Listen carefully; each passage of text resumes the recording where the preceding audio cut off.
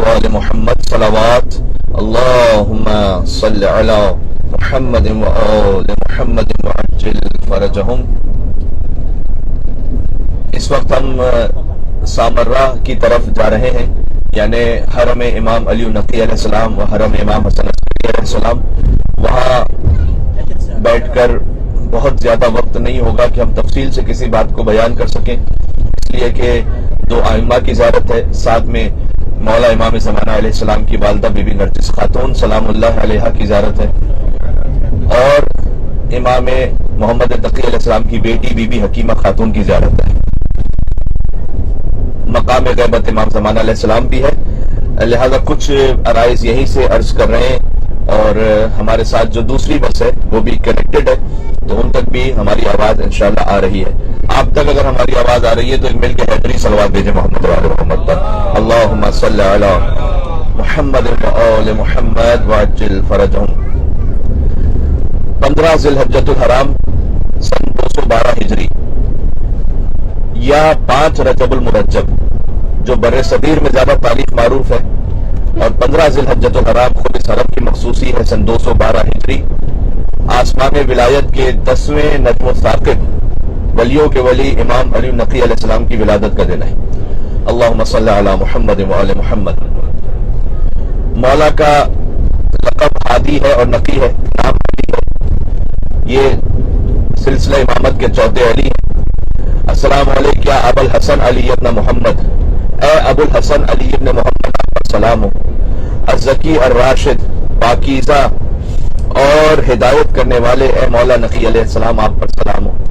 النور الثاقب، وہ نور کے جو اب تک چمک رہا ہے اس پر سلام۔ السلام علیکم یا صفی اللہ، یہ امام کی زیارت کے الفاظ ہیں، اے اللہ کے خاص انتخاب آپ پر سلام۔ السلام علیکم یا سر اللہ، امام علی نقی کی زیارت کا ایک بڑا لطیف جملہ ہے، اے اللہ کے راز آپ پر سلام۔ السلام علیکم یا حبل اللہ، اے حبل اللہ آپ پر سلام۔ قرآن میں آپ نے یہ آیت بارہا سنی ہے، وَاعْتَصِمُوا بِحَبْلِ اللَّهِ جَمِيعًا وَلَا تَفَرَّقُوا، کہ حبل اللہ کو مضبوطی سے تھام کے رکھو اور فرقے میں نہ پڑو، تفرقہ نہ کرو۔ تو آیت سنائی تو بہت جاتی ہے کہ فرقہ واریت نہ کرو، لیکن کوئی یہ بتلاتا نہیں کہ حبل اللہ ہے کون۔ وہ حبل اللہ کو جب آپ تھامیں گے تب فرقہ واریت نہیں ہوگی، اور حبل اللہ ہے اس زیارت کے مطابق امام علی نقی علیہ السلام، یعنی تمام اہل بیت اطہار علیہ السلام۔ جب آپ اہل بیت کو تھامیں گے تو پھر فرقہ واریت نہیں ہوگی۔ السلام علیکم یا آل اللہ، اب یہ جملہ وہ ہے کہ میں اتنا ہی کہہ سکتا ہوں کہ جس کے دل پر آل محمد کے فضائل سن کر زلزلہ آ جاتا ہے وہ اپنے کان بند کر لیں، اور جن کے گلشن دل میں ان کے مناقب کو سن کر باہر آ جاتی ہے وہ متوجہ ہو جائے کہ السلام علیکم یا آل اللہ۔ امام علی نقی علیہ السلام جن کی زیارت پر آپ جا رہے ہیں، ان کا زیارت کا جملہ ہے کہ اے اللہ کی آل آپ پر سلام۔ یہ خود امام کو حکم دیا ہے کہ پڑھے۔ آل اللہ کا کیا مطلب ہے؟ یقیناً اللہ تعالیٰ لم یلد ولم یولد ہے، تو یہ آل کی نسبت اللہ کی طرف کیوں ہے؟ اس قسم کے جو اضافے ہوتے ہیں اس کو اضافے تشریفیہ کہتے ہیں۔ یہ نسبت اولاد ہونے کی وجہ سے نہیں ہے، اہل بیت کی عظمتوں کی وجہ سے جو خدا کی بارگاہ میں انہیں حاصل ہے، یعنی جیسے آل اللہ ہو۔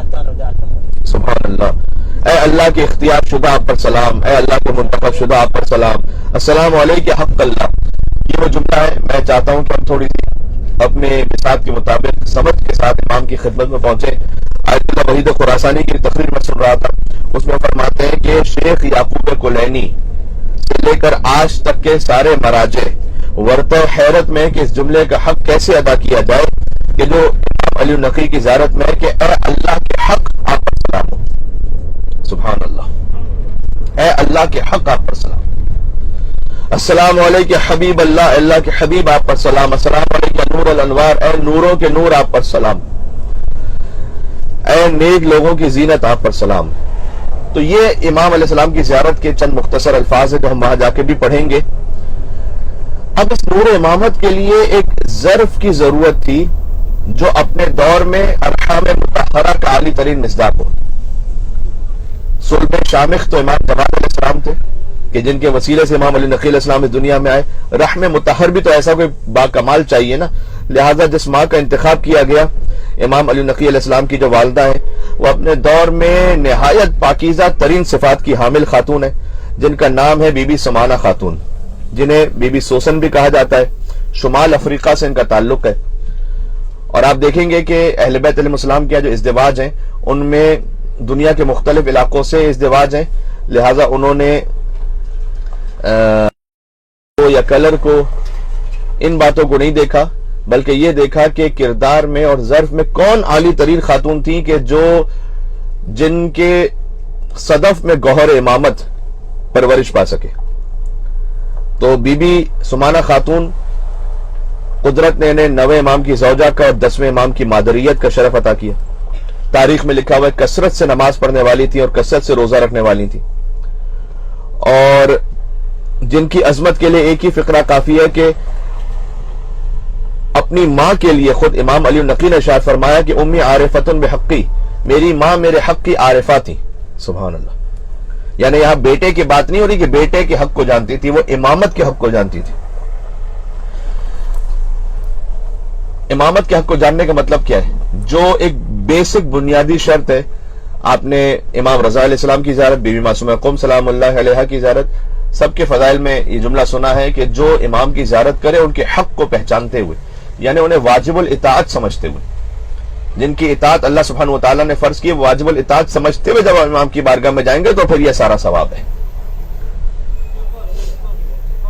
ایک اشتباہ بسا اوقات لوگ کرتے ہیں اور خامخواہی ذہن میں شبہات ڈالنے کی کوشش کرتے ہیں۔ ایک واٹس ایپ میسج میں نے خود دیکھا تھا کہ کربلا جاؤ گے تو امام حسین علیہ السلام کی زیارت پر، تو کربلا جا کر کیا فائدہ؟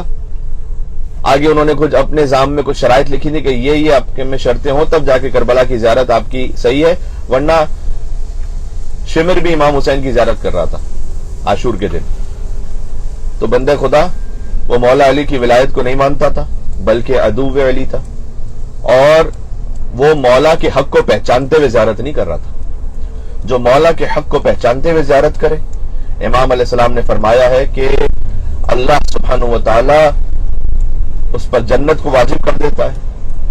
لہذا جب ہم کسی کو کہتے ہیں علیہ السلام، یعنی اس پر خدا کی سلامتی، رحمتیں، برکتیں ہوں۔ السلام علی محل معرفت اللہ، سلام ان اہل بیت پر جو اللہ کی معرفت کے مکان ہے، ومساکن برکت اللہ، ومعادن حکمت اللہ، وحفظت سر اللہ، وحملت کتاب اللہ۔ اے اللہ کی برکتوں کے مسکن آپ پر سلام، اے اللہ کی حکمتوں کے خزانوں پر سلام، وحفظت سر اللہ، اللہ کے رازوں کے محافظ اے مولا علی نقی آپ پر سلام، کتاب خدا کو حمل کرنے والوں پر سلام۔ یعنی یقین جانیے گا کہ کتنے شیعہ اگر ان کے سامنے یہ امام کا نام لیے بغیر کلام پڑھا جائے کہ بھئی یہ امام کی فضائل و شان ہے، امام کی زیارت کا نام نہ لیا جائے، تو شاید تک وہ کہیں گے یہ تو غلوف کر رہے ہیں آپ، یہ کیا کہہ رہے ہیں کہ اللہ کے رازوں کے محافظ ہیں، یہ کیا کہہ رہے ہیں کہ اللہ کی حکمتوں کے معدن ہیں۔ لیکن یہ زیارت کے الفاظ ہیں، ہماری معرفت کو ہمیں بڑھانے کی ضرورت ہے۔ غلو و قصر کی بحث فضول سے نکلو، معرفت کا ذرا سلسلہ بلند کرو، علی کو چشم تعین میں سوچنے والوں، علی کا قد نہ کٹاؤ، خدا بلند کرو۔ یا علی نعرہ صلوات، اللہم صلی علی محمد و آل محمد۔ علی کا قد نہ کٹا، خدا بلند کرو۔ آگے امام کی زیارت میں ہے امام علی نقی علیہ السلام کی حکم الہی میں جنہیں استقرار تھا، والمستقرین فی امر اللہ، جو استقرار نہیں رکھتے تھے ان پر سلام۔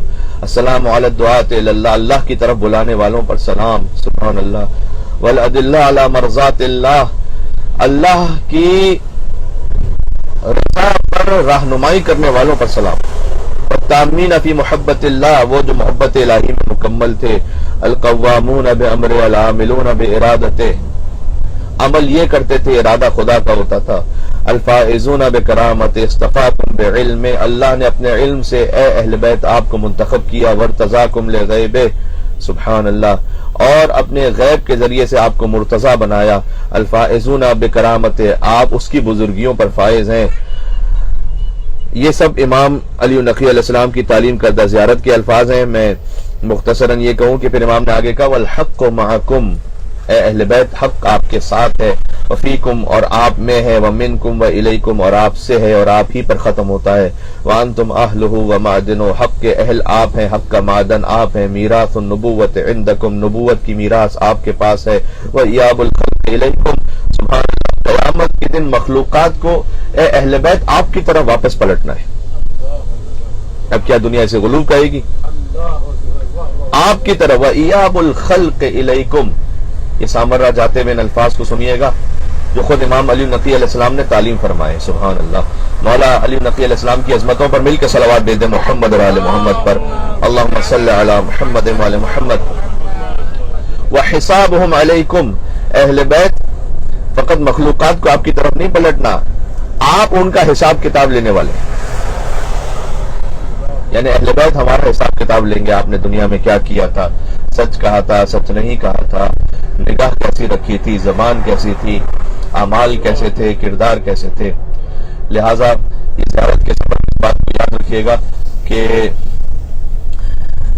ایک شاعر تھا فارسی کا، اس نے یہ کہا کہ گر معاملہ حشر با علی جلت بخات گناہ کن، اگر حشر کا معاملہ علی کے ساتھ ہے تو جتنے مرضی چاہے گناہ کرو، کیا فرق پڑتا ہے. تو مولا علی علیہ السلام غضب کے عالم میں آئے، اس کو خواب میں کہا کہ نہیں، تو اپنے شعر کی اصلاح کر، شعر یہ صحیح نہیں ہے کہ اگر معاملہ حشر با علی، اگر حشر کا معاملہ علی کے ساتھ ہے جتنے مرضی چاہے گناہ کرو. نہ کہ بلکہ حقیقت یہ ہے کہ اگر معاملہ حشر با علی از رخ علی شرم کن و کمتر گناہ کن. مولانا نے کہا اگر حشر کا معاملہ علی کے ساتھ ہے تو علی کے چہرے سے کچھ حیا کر لے اور گناہوں میں کچھ کمی کر لے.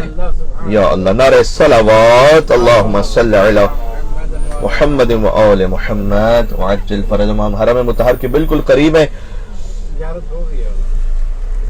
زیارت ہو گئی، یہاں سے گنبد نظر آ رہا ہے. بر محمد و آل محمد صلوات. اللہم صلی علی محمد و آل محمد. مختصر بیان کر دوں، مولا حسن عسکری علیہ السلام کی بھی قبر مطہر ہے. 8 ربیع الثانی یا 10 ربیع الثانی 232 ہجری مولا کی ولادت ہے، اور 8 ربیع الاول جب ہم سوگ بڑھاتے ہیں، آخری جو ایام عزا کی مجلس ہوتی ہے وہ امام حسن عسکری کی شہادت ہی پر تو ہوتی ہے. جیسے امام حسن علیہ السلام، امام حسن ابن علی ابن ابی طالب، ان کی کنیت ابو محمد ہے، ویسے امام حسن عسکری کی بھی کنیت ابو محمد ہے. 11ویں امام کا لقب عسکری ہے، اور عسکری کی وجہ کیا ہے کہ متوکل یا واثق باللہ.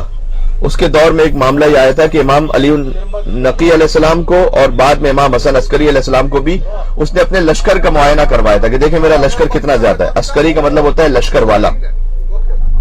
تو اس نے جب اپنا لشکر دکھایا تو امام علیہ السلام نے اس سے کہا کہ تو اپنے لشکر پر ناز کر رہا ہے، کیونکہ حد نگاہ تک فوج ہی فوج تھی، حد نگاہ تک گھوڑے ہی گھوڑے تھے، تلواریں ہی تلواریں. امام نے کہا تو اپنے لشکر پر ناز کر رہا ہے، اب ذرا زمین و آسمان میں دیکھ. یا اللہ، تو ساری فضا میں زمین سے آسمان تک فوج ہی فوج نظر آئی مولا کے. اور مولا نے اپنے عسکر کا مشاہدہ کروایا، زمین سے آسمان تک جو پھیلا ہوا لشکر تھا، لہذا امام کا لقب ہو گیا عسکری، لشکر والا. یعنی وہ کہ جس کے ہاتھ میں عام لشکر نہیں، خدا کا لشکر ہے. للہ ملک السماوات والارض، زمین و آسمان میں تو ہر چیز اللہ کی ہے، لہذا ہر شے اللہ کا لشکر ہے. لہذا دونوں ائمہ کو عسکریین بھی کہا جاتا ہے. یہاں پر آپ معروف ہے عسکریین. اور امام نے فرمایا تھا جی یہ دجلہ کا دریا ہے کہ جو بہ رہا ہے، فرات اور دجلہ دو مشہور دریا آپ جانتے ہیں کہ یہاں عراق میں ہے. یہ دریا دجلہ ہے کہ جو امام علی نقی علیہ السلام اور امام حسن عسکری علیہ السلام کے حرم کے پاس بہ رہا ہے. اللہم صلی علی محمد و آل محمد وعجل فرجہم. جب امام حسن عسکری کی شہادت ہوئی تھی نا، واحد وہ امام کہ جن کی شہادت کے وقت ان کی والدہ حیات تھی وہ امام حسن عسکری ہیں. ذرا غور کیجئے گا میں نے کیا کہا. تمام ائمہ کی جب شہادت ہوئی تو ان کی والدہ کی شہادت ان سے پہلے یا وفات ان سے پہلے ہو چکی تھی، لیکن امام حسن عسکری کی شہادت کے وقت ان کی والدہ حیات تھی. ماں کی زندگی میں بیٹے کی شہادت ہوگی، اس کی ایک مصلحت تھی، اس لیے کہ امام حسن عسکری کے بعد جو غیبت کا زمانہ شروع ہونا تھا وہ امام حضرت حجت عجل اللہ تعالیٰ فرجہ شریف کا تھا. اللہم صلی علی محمد وآل محمد. ماشاءاللہ آپ کی صلوات بتلا رہی ہے کہ آپ میری بات کو سن رہے ہیں. احمد ابن ابراہیم کہتے ہیں، اب بہت غور کیجئے گا، میں آپ کو ایک معرفت کے سفر پہ لے کے چلنا چاہتا ہوں. احمد بن ابراہیم کہتے ہیں کہ میں بی بی حکیمہ خاتون کے پاس پہنچا. کون حکیمہ خاتون؟ وہ جو یہاں دفن ہے، امام محمد تقی علیہ السلام کی بیٹی. میں ان کے پاس پہنچا. اس وقت امام حسن عسکری کی شہادت ہو چکی تھی. تو میں امام محمد تقی کی جو بیٹی ہے، امام علی نقی کی جو خواہر ہے، ان کے پاس پہنچا اور میں نے پوچھا کہ امام حسن عسکری کی تو شہادت ہو گئی اور جو آخری امام ہے وہ پردہ غیبت میں، تو انہوں نے کس پر امر دین کو سپرد کیا ہے؟ شیعہ کس کی طرف بڑھا لے؟ اس لیے کہ حسن عسکری کی شہادت ہو گئی ہے، امام زمانہ علیہ السلام پردہ غیبت میں تھے، تو شیعہ کس کی طرف؟ الی من تفزع الشیعہ. سبحان اللہ. تو بی بی حکیمہ خاتون نے جواب دیا کہ امام حسن عسکری کی والدہ بی بی حدیثہ خاتون کی طرف پناہ لو. میں نے کہا نا بھی وہ حیات تھی، وہ بی بی حدیثہ خاتون کی طرف پناہ لو. تو احمد ابن ابراہیم کہتے ہیں کہ مجھے بڑا تعجب ہوا اور میں نے پوچھا کہ کیا اب شیعہ ایک خاتون کی طرف پناہ لے امام حسن عسکری کے پاس کے بعد؟ یہ کیسے ممکن ہے کہ ایک خاتون ابھی ان کی نائب بن جائے؟ تو جانتے ہیں بی بی حکیمہ خاتون نے کیا جواب دیا؟ بی بی حکیمہ خاتون نے کہا کہ امام حسن عسکری نے وہی کام کیا ہے کہ جو امام حسین نے کربلا کے بعد کیا تھا. انہوں نے امت کو سپرد کیا تھا بی بی زینب سلام اللہ علیہا. یہ امام کے الفاظ ہیں. ویسے ہی حسن عسکری نے سپرد کیا ہے بی بی حدیثہ خاتون کے. اور پھر فرمایا کہ کانا ما یخرج عن علی ابن الحسین من علم ینسب الی زینب سترا علی علی ابن الحسین. جو در حقیقت تم بی بی زینب کی زبان مطہر سے سن رہے تھے وہ در حقیقت علم امام زین العابدین تھا. امام زین العابدین کی حفاظت کے لیے بی بی زینب ڈھال بن گئی تھی، ویسے ہی امام زمانہ کی حفاظت کے لیے بی بی حدیثہ خاتون ڈھال بن گئی تھی. سبحان اللہ. یہ حرم کا راستہ بھی آپ کو یہاں رائٹ پر نظر آئے گا. دیکھیے ہم بس کو کہاں روک پاتے ہیں.